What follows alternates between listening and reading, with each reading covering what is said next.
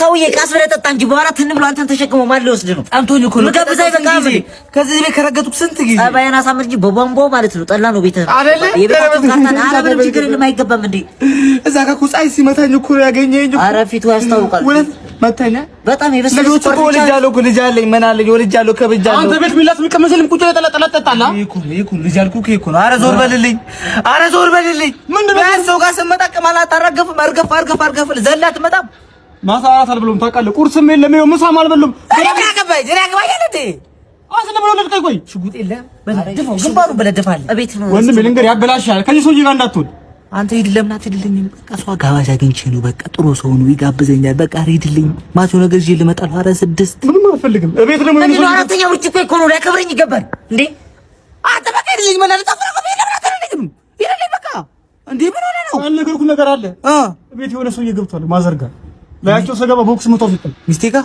ያይን አይታየም ይመቸው ሳልሽታኛለች እንደው መጣያ ሰበብ ይሆንኛል።